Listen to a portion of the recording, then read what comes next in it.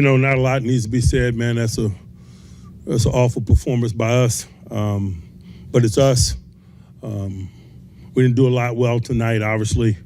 We didn't possess the ball or maintain ball security on offense. We were highly penalized. We allowed those guys to run the ball. Didn't play 60 minutes of action, didn't play complimentary football. And so we got to absorb that result. We're certainly not going to feel sorry for ourselves. That's this business we're in. Had some injuries. Pat Queen had a contusion. He wasn't able to run. And so he wasn't allowed to come back into the game. James Pierre is in the concussion protocol. Questions? Mike, is there anything that you can pinpoint or explain some of the second half issues you've had this season? Not putting together 60 minutes of action. Certainly, they're tangible things, things that you and I both see, but we better look at it hard, because it's usually something beneath the surface that's producing that, particularly in the consistency in which is occurring. That third quarter was awful. It was awful last week, and so we got to absorb the responsibility of that. Mike, this is the third time you guys have led at halftime and then allowed another team to win. What do you guys as a coaching staff have to do better when other teams are adjusting to what you guys do? That's exactly what I'm talking about. We didn't play a good half of football. We turned the ball over. It produced scores, and there's nothing mystical about that. It was really similar to last week. Mike, offensively, are you avoiding passing over the middle of the field? If not, how to explain so little production there? It's just not enough production. We're not going to make excuses for it. Coach, why wasn't a package for Darnell Washington used earlier than starting in the fourth quarter? And two, it seems the schematic for Coach Smith is not really beyond 10 yards because of the passing. I know I'm a layman, but I'm interested in that. All of those questions are reasonable given what we put out there. We got a lot of work in front of us. Like the issues that were popping up in the run game, do those stem from a lack of physicality, and how do you fix that at this point in the season? I thought it just, it was, as it wore on, the attrition component of it became a factor. I'm not going to say too much tonight. I'll take a look at the tape, but certainly it was below the line and increasingly so.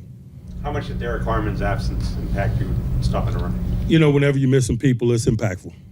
Mike, do the solutions to turn this thing around exist in your building? Certainly. What gives you the confidence that they do? Keep watching. Coach, only 58 yards rushing today. So what do you have to do to be effective game in and game out with running the ball? We got to win possession downs. We got to maintain possession of it. We can't turn the ball over. It'll produce more snaps for us. And if we do that, man, we'll probably have more than 58 or whatever it is that you mentioned. It seemed like you guys kept your safeties back more to stop the pass, and that worked early. But what did you guys need to do with the guys up front to stop the run while doing that? We had an appropriate safety allocation relative to the run. We did. How much was the offense limited by Aaron's wrist? Doesn't matter. It doesn't. You played a number of games where other teams had backups in on the offensive line, and your defensive front hasn't seemed to be able to take advantage of that. Why do you think that is? Good question. I don't have the answer to it. I know that, they weren't in a whole bunch of one-dimensional passing circumstances today, and that's usually where the backup game shows. Mike, do you look at game plan or personnel changes offensively? I'm looking at everything. And also the time of possession. Isn't that critical for your defense to get a little rest in terms of that as well? That's what I was talking about when I referred to the attrition component of it. Mike, how do you guys counter teams that kind of commit to the run the way the Bills did? It seemed like a lot of the runs you guys were running it into the teeth of them.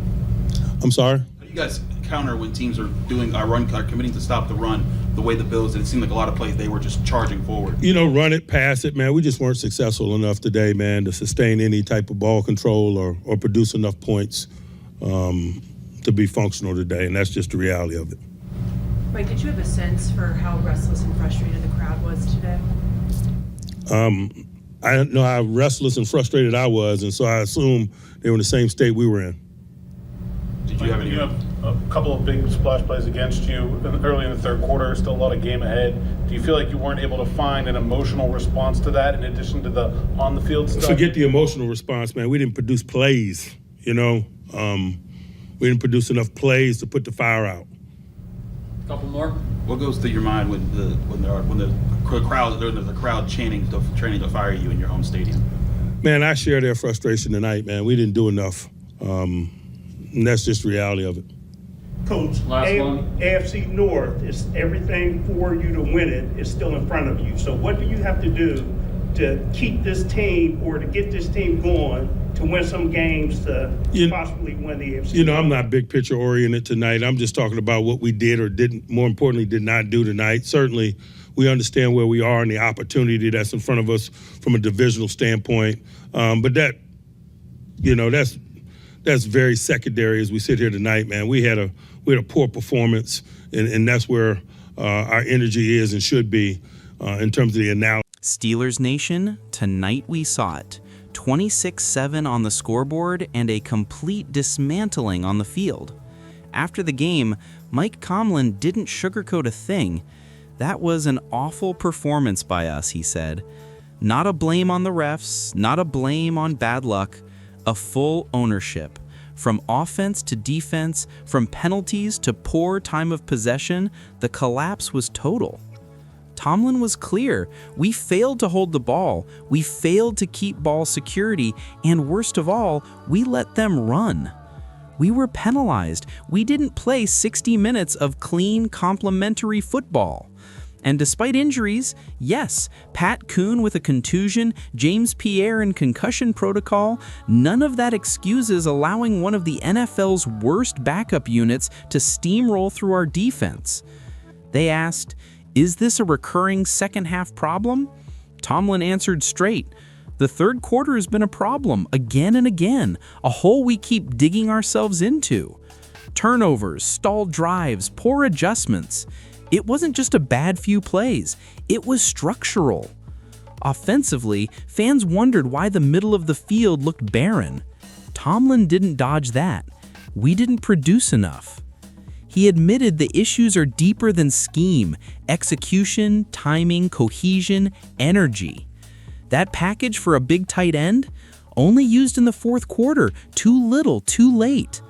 When asked if solutions exist in the building, he didn't hesitate.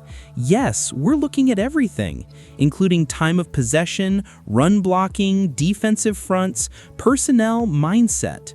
The message is crystal. No sacred cows. From all-pro to backup, everyone will be evaluated.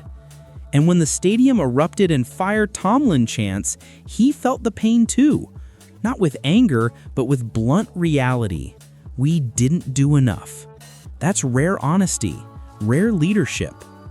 Now we stand at a crossroads. Steelers are 6-6, still in the division race, but every snap from here on counts.